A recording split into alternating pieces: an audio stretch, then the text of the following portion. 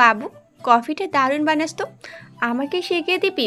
আর তাছাড়া তুই এই অবস্থায় কেন এসব করতে গেলি? আমি ঠিকই আছি আপু, তোমরা একটু বেশি করছো। বেশি তো তুই করছিস। আচ্ছা, সে যাই হোক, কি ভাবলি? কোনটা নিয়ে? তোর জ্বর নিয়ে আর তোর বউ নিয়ে। জ্বর নিয়ে ভাবার কিছু নেই, নিজে থেকে এসেছে, নিজে থেকেই চলে যাবে। আর বউ তুমি এনেছো, তুমি ভাবো কি করবে। ইরফানের এমন অনুভূতিহীন কথায় মেহেজার মনে কষ্ট হয়। হাতে থাকা কফি মগটি সশব্দে সেন্টার টেবিলে রেখে দেয়, যা কারোরই দৃষ্টিগোচর হয় না। ইমা মৃদু রাগ দেখিয়ে বলে, জ্বর নিজ থেকে আসেনি, তুমি এনেছো। কেন বা কোনোভাবে তা আমি জানি। আর বাকি থাকলো বউ, সে এখন থেকে তোমার কাছে থাকবে। হোক সেটা 2 দিন, 7 দিন, 10 দিন। তোমার সুস্থতার আগ পর্যন্ত 24 আওয়ার 7 সে তোমার সাথেই থাকবে না হয়। ইরফান মনে মনে বলল, আমিও তো সেটাই চাই, কিন্তু আমার মাথা মোটা বউটাই তো চায় না। এদিকে মেহেজা তবদা খেয়ে যায়। এতগুলো দিন একা একসাথে কিভাবে থাকবে? অসম্ভব। সে ইমাকে বলল, আপু, এটা কি করে হয়? সামনে পরীক্ষা আছে আমার। সেটা নিয়ে তোমার ভাবতে হবে না, আমি তো আছি। আমি নোটস এনে দিব, পারলে কলেজে যাবে। দিনের বেলা প্রথি আর অনেকেও না হয় ডেকে দিও। ও, তারা তো জানে না তোমার বিয়ে নিয়ে কিছু। আচ্ছা থাক, আমি আর ইকরা তো আছি। ইকরা আসবে, আমি আসবো, দিনে থেকে রাতে চলে যাব। মজা করব, কথা বলবো, আর তোমাকেও পড়াবো। আমি ঘুমাতে গেলাম। এই না, আমি খাবার নিয়েই এসেছি। খেয়ে মেডিসিন খাবে, তারপর ঘুমাবে। এর আগে নয়। It's my order. ওকে। মেহজা, চলো, খাবার সার্ভ করতে হবে তো। তার আগে ইরফানের সাথে ওর রুমে যাও, ব্যাগ রেখে ফ্রেশ হয়ে আসো। কথাটি শুনে মেহেজার অন্তরাত্মা কেঁপে ওঠে। ইরফানের সাথে যখনই এক রুমে সে ছিল, তখনই ইরফান উল্টোপাল্টা কাজ করে। এবারও কি করবে? পর মুহূর্তেই মনে হয় ইরফান অসুস্থ। এই অবস্থায় সে কিছুতেই অমন কিছু করতে পারবে না। মেহেজা ভালো করে বাসাটি একবার দেখে নেয়। আজব, এখানেও শুধু আয়না আর আয়না। স্বচ্ছ কাচ আর আয়নায় ভরে আছে চারিদিক। অসম্ভব সুন্দর ডেকোরেশন। সিঁড়িগুলোতেও কাঁচের ফটো ফ্রেমের মধ্যেও আয়না চিকচিক করছে। যে সোফায় বসেছিল সেটাতেও সাইডের কাছে আয়না আছে। সাদা রংটাই বেশি পরিলক্ষিত চারিদিকে। সিঁড়ির ওপরে একটা বিশাল আকারের ঝাড়বাতি। আহ, কি সুন্দর! লোকটার রুচি ভালো বলতে হয়। ইরফানের রুমে ঢুকে সে যেন আরও অবাক হয়। একেবারে অত্যাধুনিক সরঞ্জামে ভরপুর চারিদিক। ইরফানের রুমেও আয়না খুবই চোখে লাগার মতো। এক একটার থেকে এক একটা অসাধারণ। বেডটাও বোধহয় চকচক করছে। ফ্লোরগুলোতেও লাইটের আলো পড়ায় আলোর ঝলকানি আরও বেড়ে যাচ্ছে। এত সুন্দর রুমটিতে সে থাকবে ভাবতেই অবাক লাগছে। মেহেজা সবচেয়ে বড় শখ খেল তখন, যখন সে ইরফানের ছবির পাশে তার নিজের একটি ছবি দেখতে পায়। ছবিটি সেদিনের পার্টিতে তোলা হয়েছে বোধহয়। এই ছবি নিয়ে তার কোনো আইডিয়া নেই। ছবিটি কি ইরফান তুলেছে? কিন্তু কেন? তার রুমের দেওয়ালেই বা কেন? পেছনে ফিরে ইরফানকে কিছু বলবে তার আগেই ইরফান মেহেজাকে জড়িয়ে ধরে। ইরফানের শরীরের তাপে সে যেন ঝলসে যাচ্ছে। লোকটার এত জ্বর! মুহূর্তেই ইরফান তাকে ছেড়ে গম্ভীর কণ্ঠে বলে ওঠে, ওয়াশরুম ডান দিকে। তারপরই বড় বড় পা ফেলে হাওয়া হয়ে গেল। আর মেহেজা দাঁড়িয়ে আছে এখনো। সে চমকিত। মেহেজা ফ্রেশ হয়ে এসে ইরফানের বারান্দায় গিয়ে কিছুক্ষণ দাঁড়ায়। আশেপাশের প্রত্যেকটা ফ্ল্যাটে আলো জ্বলছে। মেহেজা এই মুহূর্তে যে বিল্ডিংটাতে আছে সেটি সব থেকে বড় বোধহয়। গাড়ি থেকে নামার পর যে চোখ বুলিয়েছিল তখন দেখে নেয় ভালো করে। ইয়াজিদদের রুম 10 তলায়, কারণ এটিও ডুপ্লেক্স। বড় লোকের বিরাট কারবার বলে একটা কথা আছে না? মেহেজা নিজে ডাইনিংয়ে যেতে উদ্যত হলে তার চোখে আবারও সেই ফটো ফ্রেমটি পড়ে। বেশি মাথা ঘামায় না সে এটা নিয়ে। আগের মতো কৌতূহলবোধ তার আর নেই। নিচে গিয়ে দেখে ইমা সব রেডি করে ফেলেছে। ভাই বোন দুজনেই টেবিলে বসা, তবে খাচ্ছে না, গল্প করছে। মেহেজা গিয়ে ইমার পাশে বসতে ইমা তার প্লেটে ভাত বেড়ে দেয়। তারপর সবাই একসাথে খাওয়া শুরু করে। খাবার ফাঁকে মেহেজা একবার ইরফানের দিকে তাকায়। ইরফান হয়তো খাবারে মজা পাচ্ছে না। জ্বরের কারণে রুচি চলে গেছে, তা বেশ বোঝা যাচ্ছে। তখন হঠাৎ ইমা ইরফানকে বলল, বাবু, খেতে খারাপ লাগছে বুঝি? কষ্ট করে হলেও এখন খেয়ে নে, ওষুধ তো আর খালি পেটে খেতে পারবি না। ইরফান শুধু ছোট্ট করে হুম বলে। মেহেজা দীর্ঘ নিঃশ্বাস ছাড়ে। এসব দেখে তার নিজেরও খাবার ইচ্ছা মরে গেছে, কিন্তু না খেয়ে উঠতে পারছে না। খাবার অপচয় করা যে ঠিক নয় এটা মেহেজাও মানে, আর ইমাও বরাবর বলে যাচ্ছে। ইরফান বেশ অর্ধেক খেয়ে উঠে যায়। সে আর পারছে না খেতে। ইমা আর কিছু বলেনি, জোর করে খাওয়ালে পরে বমি হতে পারে। ইমা আর মেহেজা সব কিছু ঠিকঠাক করে যে যার রুমে চলে যায়। ইমা বারবার বলে দিয়েছে ইরফানকে ওষুধ খাইয়ে দিতে, আর ইরফান যদি বলে খেয়েছে তাহলে ওষুধের পাতা চেক করতে। যদি দুটো ঘর খালি থাকে তাহলে যেন বুঝে নেয় খেয়েছে। মেহেজাও ইমাকে আশ্বস্ত করে সে সব সামলে নেবে। ইমা গেলে মেহেজা কিছুক্ষণ বাসাটির এদিক ওদিক দেখে নেয়। 8টি রুম আছে, এর মধ্যে 6টির একটি হলো ইরফানের বাবা মার, আর 4টি তার 4 বোনের। একটি গেস্ট রুম আর একটি ছোটোখাটো জিম করা রুম।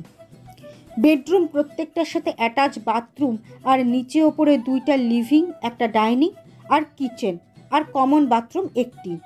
বারান্দা 3টি রুমেই আছে, একটা ইরফানের, একটি ইরার ও তাদের মা বাবার রুমে।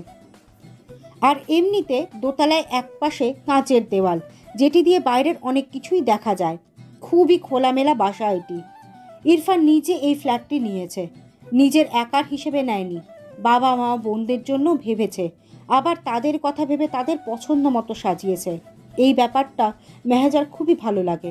আজকাল কয়জন তার পুরো পরিবার আলাদা হওয়ার পরেও তাদের জন্য এত কিছু করে। রুমে গিয়ে মেহেজা দেখে ইরফান শুয়ে আছে বেডের একপাশে। মেহেজা প্রথমে বেডসাইড টেবিলের ওষুধগুলো পরখ করে নেয়। ইরফান ওষুধ খেয়েছে দেখে স্বস্তির নিঃশ্বাস ছাড়ে সে। মেহেজাকে দেখে বারান্দার গ্লাসের ডান পাশে একটি লম্বা চিকন টেবিলে ইলেকট্রিক কেটলি, কফি মেশিন সহ আরও অনেক সামগ্রী আছে কফি এবং চা বানানোর জন্য। মেহেজা আলতো হেসে সেদিকে গিয়ে একটু কফি করে নেয়। দুধ নেই এখানে, তার মানে ইরফান ব্ল্যাক কফি খায়। কিন্তু মেহেজা তো ব্ল্যাক কফি খেতে পছন্দ করে না। মগটা রেখে দেবে তখনই পেছন থেকে ইরফান বলে ওঠে, নিচের ড্রয়ারে ইনটেক মিল্ক আছে, নিয়ে যাও সেখান থেকে। মেহেজা হঠাৎ ইরফানের আওয়াজে কিছুটা ভয় পেয়ে যায়। পরে ইরফানকে তার পেছনে দাঁড়িয়ে থাকতে দেখে শান্ত হয়। লোকটি ঘুমায়নি। মেহেজা কোনো প্রকার নড়াচড়া করছে না দেখে ইরফান কিছুটা বিরক্তি প্রকাশ করে নিজেই গিয়ে দুধের প্যাকেটটা নেয়। মেহেজাকে বলে, লিকুইড হলে হবে তো? মেহেজা বাধ্য মেয়ের মতোই মাথা নাড়িয়ে জবাব দেয়, জি হবে। ইরফান নিজেই এবার কফিটা সুন্দর করে তৈরি করে দেয় মেহেজাকে। মেহেজা সেটি নিয়ে একটা চুমুক দেয়। অসাধারণ খেতে। কফিটা নিশ্চয়ই কোনো ভালো ব্র্যান্ডের। দুধ চিনি সব কিছুই বিদেশি মনে হচ্ছে। মেহেজা এখন আর কৌতূহল দমন করতে না পেরে ইরফানকে বলে, আচ্ছা, এই কফিটা নিশ্চয়ই কোনো ভালো ব্র্যান্ডের। এত মজার কফি আমি এর আগে কখনো খাইনি। ইরফান মেহেজার চঞ্চলতা দেখতে পেয়ে আনন্দিত হয়। সে পাশে থেকে ডিভাইনে গিয়ে বসে বলে, হ্যাঁ, এটি নামকরা কফির মধ্যে একটি। বিশ্বের সবচেয়ে আজব কফি বলে আমি মনে করি। এটার দামটাও কিন্তু চওড়া। মূলত এটি এক ধরনের পাখির মল দিয়ে তৈরি করে। ইন্দোনেশিয়াতে এই কফি পাওয়া যায়। সেখানে কফি পরিপক্ক হলে গাছ থেকে তুলে পাখিগুলোকে খেতে দেয়। তারা সেটি গোটা খেয়ে ফেলায়, পরে তাদের মল থেকে সেগুলোর বীজ পাওয়া যায়। তারপর সেগুলো নিয়ে রোদে শুকিয়ে ভালো মতো ওয়াশ করে ব্লেন্ড করে। আর ইরফানকে আর বলতে না দিয়েই মেহেজা মুখ বাঁকিয়ে ফেলে বলে ওঠে, ছি, আপনি আমাকে আগে বলেননি কেন? আগে বললে কি করতে? কি করতাম মানে? খেতাম না, ইভেন শুয়েও দেখতাম না। আমার আগে বলা না বলার ধার তুমি ধারো? আর তাছাড়া তুমি নিজেই খেতে নিলে, তাই আমি দিলাম। আর তাছাড়া এটাতে খারাপ কিসের? এটা সম্পূর্ণ পরিষ্কার করেই তৈরি করা হয়েছে। সব হাবিজাবি খেতে পারলে এটা খেলে কি হবে? আর খেতে তো মজা, তুমি নিজেই তো বললে। তা ঠিক, মজা অনেক। এটা খেলে কোনো সমস্যা হবে না তো? এটা সত্যি পরিষ্কার? ইরফান এবার চোখ গরম করে দাঁতে দাঁত চেপে মেহেজাকে বলে, ফার্স্ট ক্লাস কফি নিয়ে ছিছা করছো, আর রাস্তায় নোংরা পরিবেশের আনহাইজেনিক খাবার তো গান্ডে পিণ্ডে খাও। আমি জানি না বুঝি? কিভাবে জানেন? দেখছি তো তাই। সত্যি? আপনি আমাকে দেখেন? না দেখার কি আছে? ও, ফলো করেন বুঝি? কেন? ফলো করার কি আছে? রাস্তায় আসা যাওয়া করতে মাঝে মাঝে দেখি। আপনার অফিস তো ওখানে না। ওখানে না হলে কি আমার যাওয়া যাবে না? আমি দরকারেই যাই। আমাকে দেখতে যান না তা শিওর, তবে ফুলটুসি দেখতে যান সেটা বুঝে গেছি। হোয়াট? তোমার মুখের ভাষা এত বিশ্রী? আগে জানতেন না? চুপ করবে তুমি, অসহ্য। আমি তো অসহ্য হবই, বাকি সব আপনার সহ্য হয় আমি ছাড়া। আজ আপনার সাথে ওই মেয়েটা কে ছিল? কোন মেয়ে? নাটক করবেন না, আমি দেখেছি আজ আপনাকে একটি মেয়ের সাথে। অবশ্য থাকবেই তো, সে সুন্দর, স্লিম, লম্বা, বয়সেও ডিফারেন্ট নেই আমার মতো। সে নিশ্চয়ই উচ্চশিক্ষিত, কতটা মডার্ন, ইস, দেখলেই তাকিয়ে থাকার মতো। ইরফান কঠিন দৃষ্টিতে তাকায়। কোনো মানুষ নিজেকে ছোট করে কিভাবে কথা বলতে পারে? তার চোখে তো মেহেজাই একজন পরিপূর্ণ নারী। মেহেজাকে সে যে নজরে দেখে এসেছে, এখন অবধি আর কোনো মেয়েকে সে সেভাবে দেখেনি। কোথায় মেহেজা অসুন্দর? তার মেহেজা খুবই সুন্দর। মেহেজা মোটা নয়। মেহেজা কি জানে মেহেজার কোমরের মধ্যে যে হালকা ভাঁজটি পড়ে, সেই ভাঁজটি ইরফানকে মুহূর্তের মধ্যে নিয়ন্ত্রণ হারা করে দিতে সক্ষম। সেই ভাঁজে শাড়ি পরিহিত মেহেজার কোমর সেদিন কতটা আকৃষ্ট করেছিল তা কি সে জানে? লম্বায় মেহেজা তার কাঁধ বরাবর, হিল পরলে তো তার গলার সমান হবে, একেবারে পারফেক্ট। তাও সেখানে এসব বলছে। সে কি হিংসে করছে? ইরফানের কাছে অন্য কোনো মেয়ের আনাগোনা কি তাকে কষ্ট দেয়? ইরফান মেহেজার সামনে গিয়ে দাঁড়ায়, তারপর বলে, তুমি সিনানের সাথে কি করছিলে তখন? মেহেজার এবার চরম রাগ ওঠে। মেহেজাকে সে এর আগেও সিনানের নাম নিয়ে কিছু বাজে ইঙ্গিত করেছিল, এবারও করছে। সে কি মেহেজাকে বিশ্বাস করে না? কেন মেহেজার প্রতি তার এত অবিশ্বাস? মেহেজার এবারও পুরো কফি খাওয়া হয় না। মগটা রেখে দ্রুত গতিতে বিছানায় গিয়ে শুয়ে পড়ে আর রাগে ফোঁস করে শ্বাস ছাড়ে। ইরফান মৃদু হেসে ঘরের সব লাইট বন্ধ করে দরজাটা লক করে দেয় ভালো করে, তারপর পা বাড়ায় বিছানার দিকে। মেহেজা ইরফানের কাজে রাগ ফুলে আতঙ্কিত হয়ে পড়ে। সে কি করতে চলেছে মেহেজা বুঝে যায়। উঠতে নিলেই ইরফান মেহেজাকে জাপটে ধরে বলে, যাচ্ছ কোথায়? পানিশমেন্ট আছে তোমার। পরপুরুষের সাথে হেসে খেলে কথা বলতে পারো আর আমাকে দেখলেই রাগ দেখাও? খুব বেড়েছো তুমি। আজ তোমাকে কঠিন শাস্তি দিব। ওয়েট। বলেই টি শার্টটি গা থেকে খুলে ছুঁড়ে ফেলে দেয়। মেহেজাও কম কিসে, ইরফানের প্রতিটা কামড়ের বদলে সে পাল্টা আক্রমণ করে। কখনো নখ দিয়ে পিঠে আঁচড় দেয়, তো কখনো নিজে ইরফানকে কামড়ে দেয়। এটি যেন যুদ্ধ সম। সকালে মেহেজা আগে ওঠে। ঘুমন্ত ইরফানের দিকে তাকিয়ে সে কিছুক্ষণ মনে মনে কিছু ভাবে, তারপর দৌড় লাগায় বাথরুমে। ইরফান উঠে গেলে তার সামনে সে লজ্জা পাবে। তার আগেই গোসল সেরে রেডি হয়ে সোজা ইমার কাছে ছোটে। ইমা বিছানার চাদর ঠিক করছিল। মেহেজার হুট করে আগমনে সে কিছুটা ভড়কে যায়। মেহেজাকে কিছু বলবে তার আগেই তার দিকে নজর যায়। শান্ত স্বরে বলে, এই শীতের ভোরে গোসল নিয়েছো কেন তুমি? হোস্টেলে এমন করো নাকি? একজন তো জ্বর বাঁধিয়ে বসে আছে, এখন তুমি কি সেরে যাচ্ছ?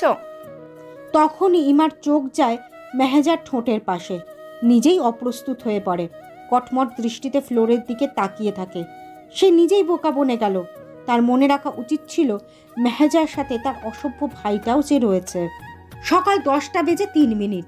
মেহেজা সোফায় বসে আছে বিরক্তকর ভাব নিয়ে।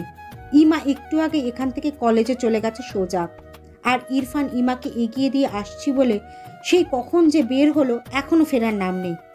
একা একা যেন মেহেজার সময়ই কাটছে না। অনা আর প্রতি কলেজে, তাই ওদের সাথেও যোগাযোগ করা যাচ্ছে না। ইকরাকে ইমা যাওয়ার আগে বলেছে সুযোগ পেলে আসতে। এখন দেখা যাক সে আসে কিনা। এমনিতেও তো সে মেহেজার ওপর রাগ করেছে, তার রাগ ভাগানোর সুযোগও মেহেজা পায়নি। আজ আসলে মেহেজা তার কাছে ক্ষমা চাইবে, রাগও ভাঙাবে। কলিং বেলের শব্দ পেতেই দৌড়ে দরজার কাছে ছুটে যায় সে। দেখে একজন মধ্যবয়সী মহিলা দাঁড়িয়ে আছে। মেহেজা তাকে কিছু জিজ্ঞাসা করবে তার আগেই মহিলাটি বলে ওঠে, ভাবিজান আইসেন? আমারে তো চিনবেন না, আমি কিন্তু চিনি আমনেরে। আমি হইছি ভাইয়ের রাঁধুনি, শেফ। শেফ কথাটি শুনে মেহেজার খুব হাসি পায়। সে হাহা করে হেসে ওঠে।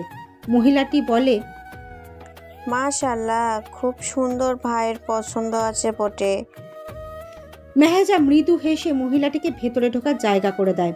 তারপর দরজা লক করে ওনার পেছনে রান্নাঘরে ঢোকে। মেহেজা তাকে জিজ্ঞেস করে, আপনার নাম কি? মিতালি বেগম। হ্যাঁ, আপনি মিতালি আপা কইলেও সারব, সাইরব। হইব আর কি। ও আচ্ছা, মিতালি আপা, আপনি কতদিন ধরে এই বাসায় রান্নার কাজ করেন?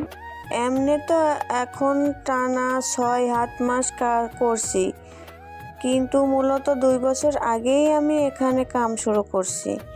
ভাইয়ের আব্বা আম্মা তেনারা থাকতে দিত না, 1 মাস থাইকা যাইতো গা, তবে অহন আর যায় না। ও আচ্ছা, জি। তো আজ কি রান্না করবেন? ইমা আপা সকালে ফোন দিয়া কইছে গোস্ত রান্না করতে, আর ভাইজানরে সালাদ তো হে নিজেই বানাইব। তাছাড়া রুই মাছ, ইলিশ আর চিংড়ি মাছও করতে, মোরগ পোলাও করতে কইছে, কিন্তু আমি পারি না, তাই আপা কইছে ভাত করলেই হইব। এত কিছু করবেন কেন? 1 পদ রান্না করলেই তো হয়, সর্বোচ্চ 2 পদ। ভাইয়ে তো 2 পদে খায়, কিন্তু ছোট আপাও আইব, আবার আমনেও আসেন না। ও ভুলেই তো গেছি আপা, আমি মোরগ পোলাও করতে পারি। আমি বরং রান্না করে নিই সেটি, আর ইলিশ মাছ আর চিংড়ি মাছটাও আমি করব। মাংস আর রুই মাছটাও না হয় আমি করে নিই। মানে আজকের সব রান্না আমিই করি, আপনি শুধু ভাতটাই করেন। না না না, কি কন, আমি আসি কেন? আমি ছিলাম না তাই তো আপনি ছিলেন, এখন আমি আছি তাই আমি রান্না করব, আর আপনিও তো আছেন আমার সাথে। আমাকে না হয় হেল্প করবেন।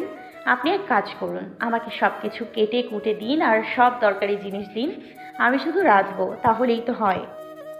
আমি? প্লিজ। মিতালি হেসে সব কিছু কেটে মশলাপাতি সব জোগাড় করে দেয়। আর মেহেজাও পাক্কা গিন্নির মতো রান্নাবান্না করা শুরু করে। বেলা 1টায় সব রান্না শেষ, বাকি আছে শুধু মাংস। প্রেসার কুকারে বসিয়েছে নরম করার জন্য। প্রথম সিটি বেজে উঠতেই সেখানে ইকরা হাজির।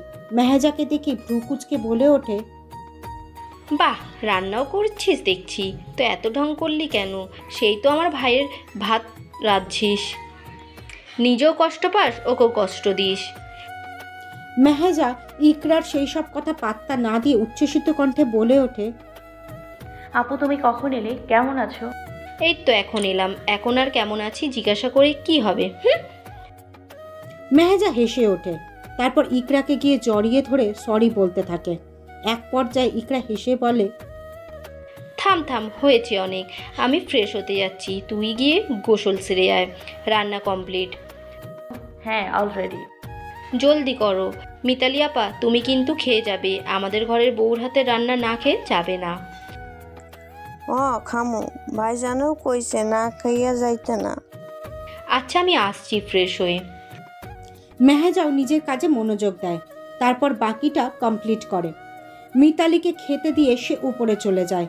মিতালির তাড়া আছে, অন্য জায়গায়ও যেতে হবে।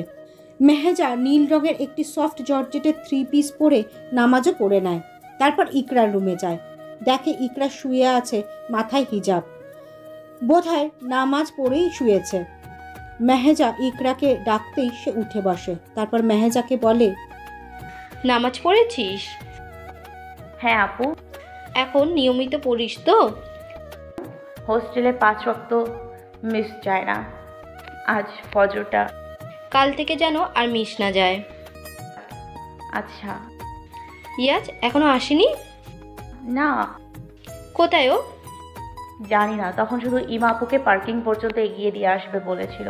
এখন ধোকাবাজ নাম্বার 1, অফিসে গেছে ও, আর তা না হলে কোন জায়গায় গিয়ে বসে আড্ডা দিচ্ছে। আড্ডা? রাজনীতি করে তো, একবার এক সম্মেলনে যায়। তাই বলে আড্ডা বলবে? আড্ডাই তো। চল লিভিং রুমে যাই, আমার ভীষণ ক্ষুধা পেয়েছে রে, সেই কখন বেরিয়েছি বাসা থেকে। তাহলে সোজা ডাইনিংয়ে চলো। না না, ইয়াজ আসুক, একসাথেই খাবো। মেহেজা মাথা নাড়িয়ে সায় দেয়। হ্যালো গাইস, ভিডিওটি ভালো লাগলে একটু লাইক করে দিও, আর অবশ্যই কমেন্ট করে জানাও ভিডিওটি তোমাদের কেমন লেগেছে। আর ভিডিওটির পরবর্তী পার্ট খুব তাড়াতাড়ি আসবে, তো যারা এখনও চ্যানেলটিকে সাবস্ক্রাইব করোনি প্লিজ পরবর্তী পার্টগুলো দেখার জন্য চ্যানেলটিকে সাবস্ক্রাইব করে পাশে থাকা বেল আইকনটি প্রেস করে দিও। ধন্যবাদ সবাইকে, আমাদের সাথেই থেকো।